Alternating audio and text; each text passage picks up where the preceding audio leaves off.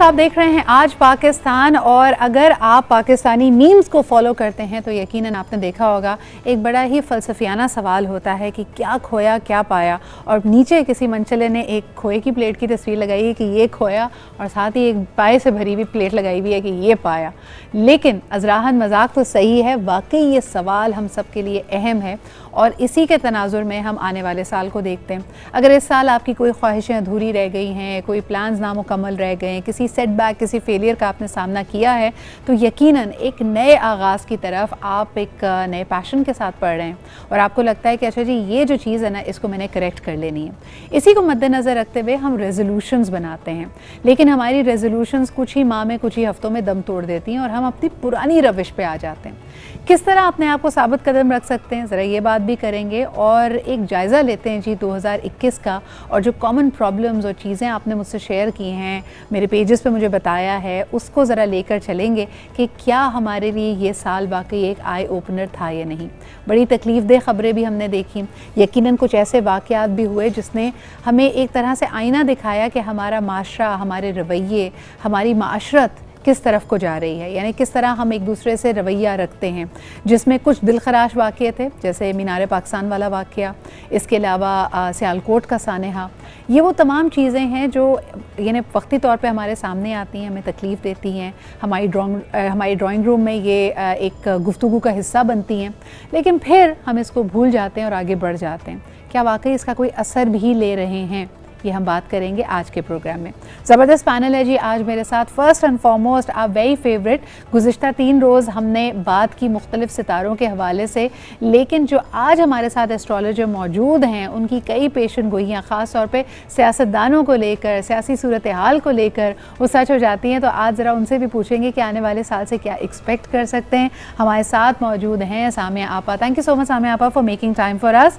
इसके अलावा जी कराची स्टूडियो में हमें ज्वाइन कर रहे हैं योगी वजाहत, आपका भी बहुत बहुत शुक्रिया। कई ज़िंदगी के गुर सिखाते, वर्जिश से जिससे पाकिस्तानी अवाम जनरली भागती है उसके फ़वाइद तो होते ही हैं, लेकिन एक बड़ी बेसिक चीज़ कि सांस लेने का भी सही तरीका है वो भी आप सिखाते हैं। Thank you so much Yogi Wajahat for being here. Last but definitely not the least, हमारे इर्द गिर्द जब इतनी परेशानी, इतनी अनसर्टनटी हो तो उसका हमारी नफ्सियात पे क्या असर पड़ रहा है। ये साल 2020 और 21 का बड़ा अहम मौजू रहा। मेंटल हेल्थ पे बहुत बात होती रही, लेकिन अब ज़रूरी ये है कि क्या हमने उसको एक एक खोल बना लिया है कि जी हम बड़े डिप्रेस्ड हैं, बड़े एंशियस हैं, सॉल्यूशंस किस तरह हम निकाल रहे हैं, ये हम पूछेंगे। हमारे साथ मौजूद हैं किरण जावेद, माहिर नफ्सियात। बहुत शुक्रिया किरण, आपने भी वक्त निकाला। सामने यहाँ पर सबसे पहले अगर गुफ्तगू का आगाज़ आपसे करूं, क्या दिखा रहे हैं आपका आपका तज्जिया, आपकी कैलकुलेशंस साल 2022 के हवाले से, कैसा होगा ये आने वाला साल? सच्ची बात है सिद्रा जी, सबसे पहले तो मौका देने के लिए बहुत शुक्रिया। 2022 में कुछ जगहों पे जहाँ पे लोगों की आजमाइश 21 में बहुत हुई है, बहुत सारे फ्रंट्स हैं। एक जायचे के 12 हाउसेस होते हैं, जैसे लियो है तो उसके 12 घर हैं। लियोज के चौथे घर में यानी फैमिली हाउस के अंदर आजमाइश रही होगी, अल्लाह ना करे कि रही हो, ये अंदाजों का इल्म है, गैब का इल्म सिर्फ रब की ज़ात के पास है। लेकिन क्योंकि जो ये ऊपर अपने मदार में घूमते हैं तो ये इंसानी जिंदगियों को जिस तरह इफेक्ट करते हैं, ये एक लॉन्ग डिबेट है, हम बहुत बारी इस पे बात कर चुके हैं कि चांद के जवाल या चांद के राइजिंग से आप जमीन में देखें कितनी तब्दीलियां आती हैं, समंदर में तब्दीलियां आती हैं, इसी तरह इंसानी जिंदगियों में भी तब्दीली आती है। तो 21 में बहुत सारे सच्ची बात है, लेकिन मेरा रब करे कि हमने सबक लिए हो। 2022 में कदरे जिंदगी मेरा रब करे मुझे आसान समझ में आ रही है। कुछ कदरे, कुछ जगहों पे कुछ अरसा इम्तिहान भी चलेगा, यही जिंदगी का हुस्न है कि हर मुश्किल के बाद आसानी है। लेकिन 21 में तो मैं अपने लोगों के लिए परेशान हो जाती थी कि अल्लाह पाक रहम कर दे ज़मीन पे, क्योंकि 21 बहुत टफ ईयर था। 19 और 20 से भी 21 टफ हो गया था। सही। सामिया जी एक क्विक क्वेश्चन, ये पहला साल है जो रेट्रोग्रेड के साथ ही शुरू हो रहा है, वो भी वीनस रेट्रोग्रेड। मुझे ये बताइए कि ये जारी रहेगा 29 जनवरी तक और वीनस का शैडो पीरियड ख़त्म होगा 1 मार्च को, तब तक क्या करें जो लोग ख़ासतौर पे, क्योंकि ये सितारा ऐसा है जो आपकी रिलेशनशिप्स को, आपकी रोमांटिक रिलेशनशिप्स को, आपकी मैरिजेस, कनेक्शंस, हर एक पे ये एक तरह से असरअंदाज होता है। तो वीनस रेट्रोग्रेड के बारे में क्या कहेंगी? अच्छा, वीनस कभी इतना लंबा रेट्रोग्रेड नहीं हुई मेरे आज तक के करियर में ना। ये पहली बार है कि इसका इतनी लंबी रेट्रोग्रेशन इसकी चल रही है। वही मैं आपको, अगर मुझे आप मौका देंगी, मेरे सामने मेरा होमवर्क तैयार है। हाँ जी। अगर आप कहती तो मैं अभी आप कहती हैं कि मैं इसको जर्नल दूं या जनरल बता दीजिए। जी, जनरल बता दीजिए। ये थोड़ा इनिशियली साल के जो शुरू के 3 महीने हैं, मैंने कहा ना कि कदरे बेहतर भी हैं, जरा स्लो प्रोग्रेस भी है। और मतलब मैं ये अवाम को भी से डिसहार्ट हूँ, मेरा करने को दिल भी नहीं चाहता, लेकिन मेरा ख्याल है हमारी फौजी ट्रेनिंग हो चुकी है अच्छे से, और अब 21 जैसी डिफिकल्टीज नहीं है। लेकिन ये कि जो है जिंदगी अभी भी थोड़ी आसान भी नहीं है। सिद्रा जी, सही। अच्छा, इसमें बड़ा स्पेसिफिक सवाल आया था, लेकिन लोग कहेंगे फिर सिर्फ एस्ट्रोलॉजी की बात हो रही है, इसमें मैं वापस बाद में आऊँगी। कहते हैं जी वीनस जब रेट्रोग्रेड में हो तो नए रिश्ते नहीं शुरू करने चाहिए, मंगनी शादियाँ नहीं करनी चाहिए, लेकिन हमारे यहाँ जनवरी से लेके मार्च तक वेडिंग सीजन होगा, तो मैं उस पर आपसे बाद में बात करूँगी, पूछूंगी भी। हाँ जी, मैं डिसएग्री करती हूँ इस बात से। सही, सिर्फ जुपिटर की रेट्रोग्रेशन में निकाह नहीं होना चाहिए, बाकी वेनस की रेट्रोग्रेशन से शादियों पे कोई फर्क नहीं पड़ेगा। जबरदस्त, ये अच्छी खबर है लोगों के लिए जो बुकिंग करा चुके, पैसे दे चुके हैं ऑलरेडी मैरिज हॉल्स को। लेकिन किरण जी आपकी तरफ, हाँ जी किरण जी आपकी तरफ आने चाहूँगी। वैसे तो शायर कहता है कि मुश्किलें इतनी पड़ी मुझ पे कि आसान हो गई। जब साल 2020 से लेके 21 तक हमने नित नए चैलेंजेस देखे हैं, आप क्या नोटिस करती हैं कि लोग आसाबी तौर पे उनकी मेंटल हेल्थ ज़्यादा स्ट्रेंथन हुई है या हम तितर बितर हो गए?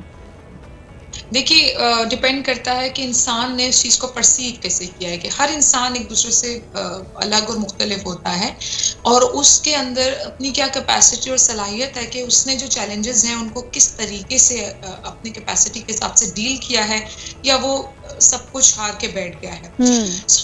ओवरऑल देखें तो जाहिर है चैलेंजेस इंसान को थका देते हैं, डिप्रेस कर देते हैं, कभी कभार मायूसी की तरफ भी लेके चले जाते हैं। मैं ये कहूँगी कि देखिए, उम्मीद की रोशनी को हर वक्त जो है वो देखते रहें, कायम रहती है वो, और उस पे जो है वो उससे ज़्यादा से ज़्यादा आप जो है उस रोशनी को लेते हुए और अपने अंधेरों को बिल्कुल हटा सकते हैं, और न्यू चैलेंजेस जो हैं उनको नई कैपेसिटी और सलाहियतों के साथ जो है वो आप बिल्कुल फेस कर सकते हैं और डील कर सकते हैं। बिल्कुल साल में जितनी भी मुश्किलात आई हैं उससे लोग मायूसी में भी गए हैं, जिसपे मैं स्पेसिफिकली तो बात नहीं करूंगी, ओवरऑल हर तरीके से देख लें, माशरती, सियासी, different on a slightly lighter note Kiran, और ये सवाल, ये बात मैं योगी वजाहत साहब की तरफ ले जाना चाहूँगी। जो खोया है आपने वो पुरानी कीमतें हैं, मुझे लगता है साल 2020 वाली, 2021 वाली कीमतें वापस नहीं आनी। अब पेट्रोल भी महंगा है, तेल भी महंगा है, आटा चीनी भी महंगा है, दवाइयाँ भी महंगी हैं, और कल मुझे किसी ने बड़ी अच्छी रिपोर्ट दिखाई कि 15 रुपये पहले महंगा करते हैं किसी चीज़ को, उसके बाद 5 रुपये कम करके कहते हैं ये रिलीफ दी है। ये तरीका भी मेरे ख्याल में पुराना ही है, इसमें भी कोई चेंज नहीं आ रहा। क्या कहेंगे आप योगी वजाहत? देखिए, पहले तो ये कि सिस्टर ने जो बात की है दोनों बहनों में मेरी बड़ी बेहतर है, लेकिन हम बड़े प्रैक्टिकल लोग हैं, हम तो प्रैक्टिकल सांस लेते हैं, एक्सरसाइज करते हैं। ज़माना आगे बढ़ रहा है, मेरे वालिदैन भी बताते थे, उनके वालिदैन भी, कि महंगाई का रोना उस वक्त भी था, अब भी है, और इसी तरह ज़िंदगी आगे बढ़ती है। लेकिन मैं समझता हूँ कि बाज़ चीज़ों में बड़े रियलिस्टिक होने की ज़रूरत है। मैं एक छोटा सा इख्तलाफी नोट यहाँ पे कह दूँ अपना। देखिए, जब हम बात करते हैं महंगाई की तो हमें इनकम को भी देखना होगा। मुझे याद है कि मेरे वालिदैन की इनकम उस ज़माने 1200 रुपये थी, उससे पहले 250 रुपये भी सुना है होती थी। आज हम लाखों में इनकम हमारी हो गई है, तनख्वाह या बढ़ गई हैं, तो ज़रा हम उसको भी देखना चाहिए ताकि दोनों पहलू हमारे सामने रहें। हमें क़ुव्वत ख़रीद देखनी होगी। अब बाज़ारों में जाके देखिए तो आपको पता चलेगा कि महंगाई के बावजूद वहाँ पर रश कितना है, पार्किंग नहीं मिलती। बिल्कुल। तो दोनों फैक्टर्स को हमें देखना होगा, क्योंकि एक फैक्टर से हम ज़्यादा दुखी हो जाते हैं, जबकि हमें रियलिस्टिक रहना होगा। मैं जो बात हो रही थी उसमें एक छोटा सा अपनी कंट्रीब्यूशन दे सकता हूँ। देखिए, क्या खोया क्या पाया वो तो आपने तशरीह कर दी, लेकिन हकीकत यह है कि हम खोते कुछ भी नहीं है, ज़्यादातर हम पाते हैं जब वक्त गुजरता है।